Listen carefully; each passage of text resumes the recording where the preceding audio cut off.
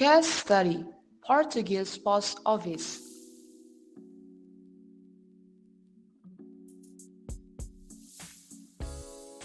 The Portuguese Post Office, or PPO, is a very large, major, state-owned service company.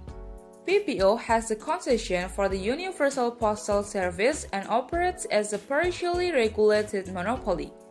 PPO recognizes that providing a public service is a key objective. Profitability and flexibility have also been identified as the key success factors.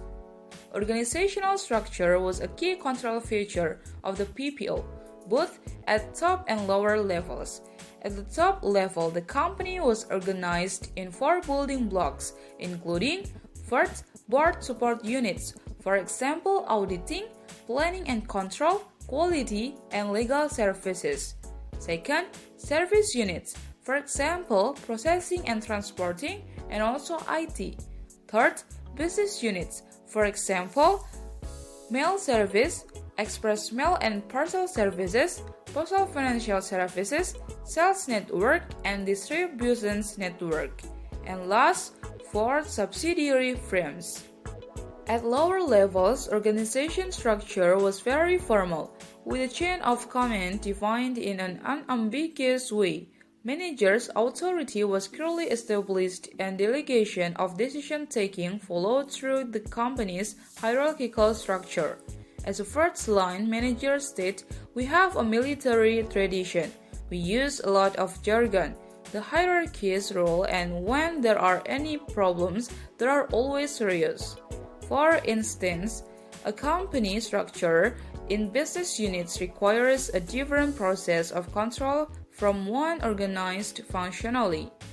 Aspects to monitor are different, and therefore the control system used were different. Performance measurement was a key issue at PPO. There had been a failed attempt to implement a balanced scorecard in the late 1990s, and at the time the study was conducted, the company was involved in the process of developing KPIs. One interview stated, people complain at PPO of information overload, but not of performance indicators, and went on to say, people are avid on receiving their management performance measure. They enjoy knowing whether they are doing better than the neighbor branch as there is a certain level of competition. Target setting practices were largely centralized and not entirely consistent throughout the company. For the example, first-line managers received a number of key assumptions and had to work out strategic plans, budget, and activity plans for their areas of responsibility with those assumptions.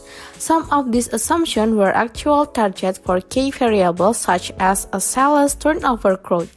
The higher level of participation of managers existed on the target setting process that causes their superiors had constraints to work within. Therefore, managers had a rather limited influence on the process of setting performance targets. There was a striking issue in the relationship between performance evaluation and financial reward. Performance evaluation was a formal and structured process that took place every year and created an adequate forum for assessing implicit and explicit expectations regarding individual performance. The relationship between the performance evaluation process and the award of incentive was rather peculiar. In discussing the process awarding of incentive, a manager stated that the assessment is made in a qualitative way rather than quantitative, and the other managers said that no matter how much we say that performance evaluation has nothing to do with bonus payment, we can avoid the performance and bonus are associated.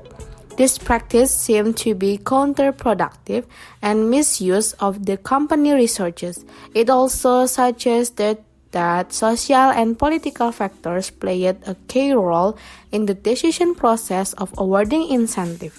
We conjectured that this could be a reflection of PPO's heavily organizational structure and the need to cope cautiously with extremely conservative labor unions. Operational feedback information flows were pervasive, but strategic and horizontal feedback information was slightly or non-existent. Manager maintained that there was not enough horizontal information available to him and that this was unsatisfactory in that there was a considerable degree of interdependence between his unit and both upstream and downstream units.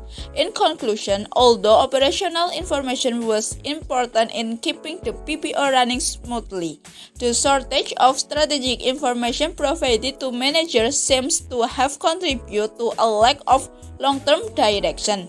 The general absence of strategic information was interpreted as a reflection of the extremely hierarchical, centralized organizational structure, whereas the lack of horizontal information attributed to the hermetic nature of an organization that showed high formalism and very structured form.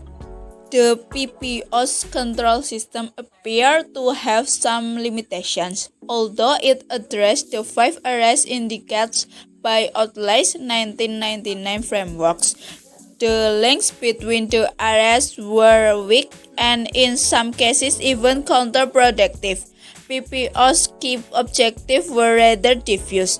They involved the financial and operational objective of profitability and flexibility and the non-for-profit objective of public service. Whereas the first two objectives were compatible, their compatibility with public service was problematic.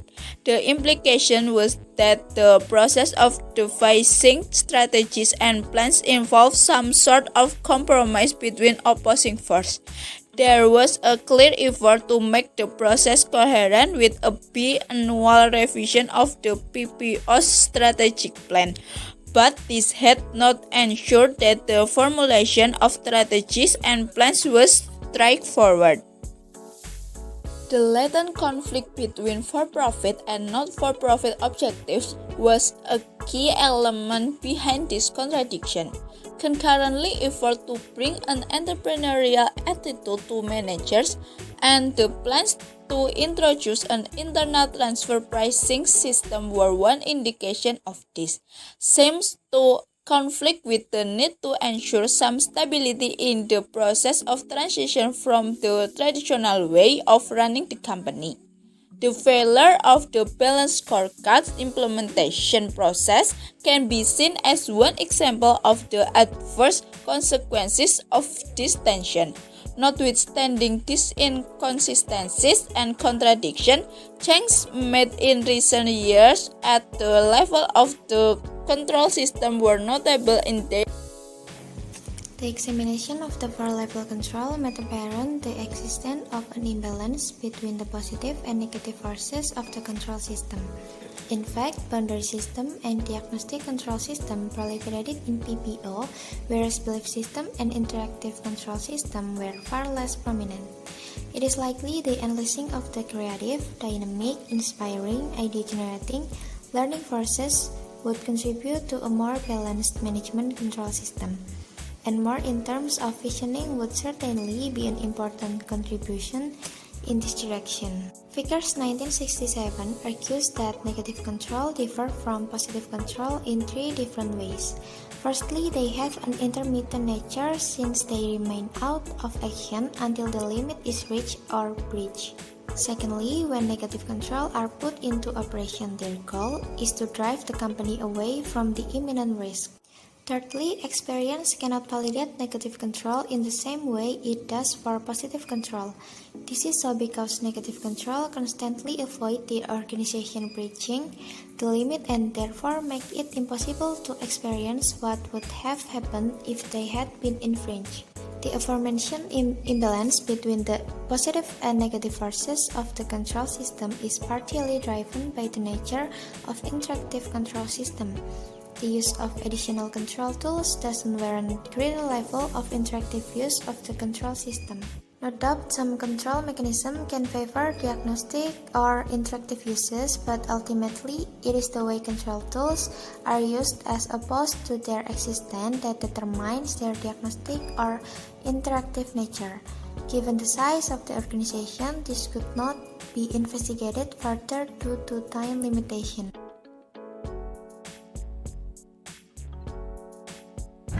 The use of Siemens 1995 framework related to key aspects. The first one, the existence of control system that fitted into all categories Siemens control levers. The second one, and more significant, there was a largest imbalance between positive and negative force of the control system.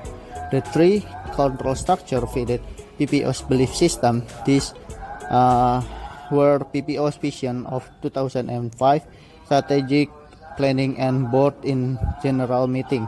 First, his vision of 2005 performed a major role in the process of actively searching new business opportunity. Instead, it is a limited horizon which may have affect part of inspiration trust.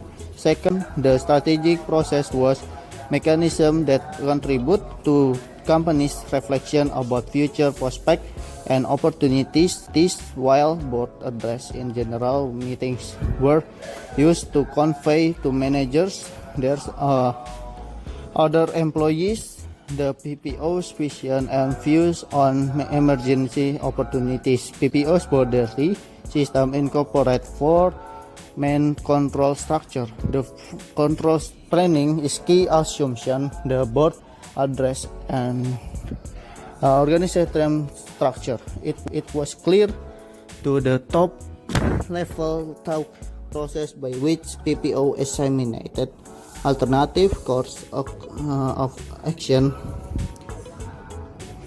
consistent the domain for future action. This process were received the key assume issued which the driver from strategic choice. Boarded address in general meeting were used set the limit the borders within which the companies the act.